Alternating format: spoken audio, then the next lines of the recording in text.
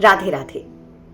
तो कहते हैं कि कहां पर हारना है, ये जज्बात जिसके अंदर है वो दुनिया की नजर में फकीर ही सही, लेकिन सच में वही सिकंदर है। हमारे इर्द गिर्द वही लोग होते हैं जो सिर्फ मैं में जीते हैं। मैंने तो कहा ही था, मैं तो जानता ही हूं, मैं ना होता तो क्या होता, और मेरी वजह से ही तो ये सब कुछ होता है। सिर्फ मैं वो अहम वाला मैं है जो भगवान करवाता है, वो कुछ अलग ही है। और वो हमारी आज की कहानी में है। आज की कहानी बहुत ही सरल है। अगर आज आपने वो सीख लिया तो बहुत ही सुंदर जीवन जी सकते हैं। कहते हैं कि भगवान को ये मंदिर मस्जिद नहीं पसंद, उन्हें तो सिर्फ और सिर्फ मनुष्य का हृदय पसंद है। क्योंकि मंदिरों में मस्जिदों में तो सिर्फ इंसानों की चलती है, लेकिन हृदय में सिर्फ भगवान की चलती है। आज की कहानी सुनकर सिर्फ दो चीजें होंगी। एक, जो आपके इर्द गिर्द मैं में जीते हैं उनको सुनाने के बाद उनका मैं खत्म हो जाएगा, और कहीं अगर मैं आपके अंदर है तो आप सोचने पे जरूर मजबूर हो जाएंगे कि सचमुच में मैं नहीं हूं, ये समर्पण है भगवान के लिए। तो इस बात पर कहानी तो बनती है, तो शुरू करूं? तो कहानी शुरू करूं? तो होता यह है कि एक गांव है जिसमें एक बुढ़िया है जिसके पास में एक अद्भुत सा मुर्गा है। वो अद्भुत मुर्गा उसको लगता है कि उसका मुर्गा बाग देता है तभी सूरज उगता है।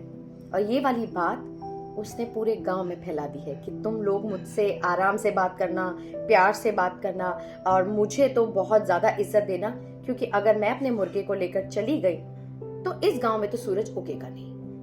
अब ये वाली बात सुनकर तो सारे गांव वाले हंसने लगे, बुढ़िया पर मजाक उड़ाने लगे। बुढ़िया को बहुत गुस्सा आया। उसने कहा, ठीक है, मैं अपने मुर्गे को लेकर चली जाती हूँ। अब वो मुर्गे को लेकर दूसरे गांव चली गई।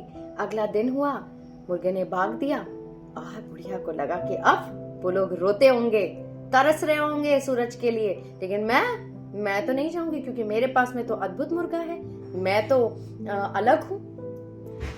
हम लोग भी तो यही सोचते हैं कि जो हमने किया है जीवन में वो हमने किया है, मैंने किया है, मैं सब जानता हूँ, मेरी वजह से होता है, या मैं सबकी मदद करता हूँ, देखो मैंने क्या क्या कर दिया।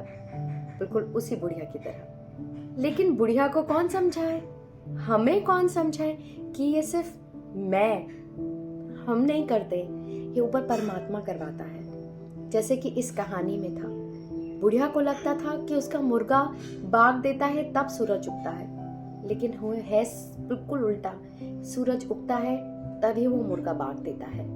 हम जीवन इतना सुंदर जो जी रहे हैं, जो हम सांसें ले रहे हैं, वो हम अपनी वजह से नहीं ले रहे हैं, वो परमात्मा की वजह से ले रहे हैं। मैंने इस कहानी से ये सीखा। बहुत बार भाव आता था कि मैं भगवान की आराधना क्यों करती हूँ, मेरे हाथ क्यों जुड़ जाते हैं। लेकिन इस कहानी को सुनने के बाद में यह एहसास हुआ कि ये जो एहसास है, ये भाव है, ये भी भगवान ही हमें डालता है कि हाथ जोड़ के बस अब नमन कर ले और देख, सारे दुख, सारी तकलीफ सब खत्म हो जाएगी। कहानी का भाव यही समझाता है कि इस मैं के चक्रव्यूह से बाहर निकलना है। हम में उतनी ताकत ही नहीं, हम सांस भी अपनी मर्जी से नहीं ले सकते। अगर सांस भी अपनी मर्जी से ले सकते होते ना तो शायद कोई मरता नहीं। इसीलिए समर्पण की भावना अपने मन में जरूर रखकर इस मैं के चक्रव्यूह से बाहर आए। खैर, ये तो मेरी बात थी। आपको ये कहानी कैसी लगी? अगर अच्छी लगे तो जरूर शेयर करें। धन्यवाद। जय हिंद।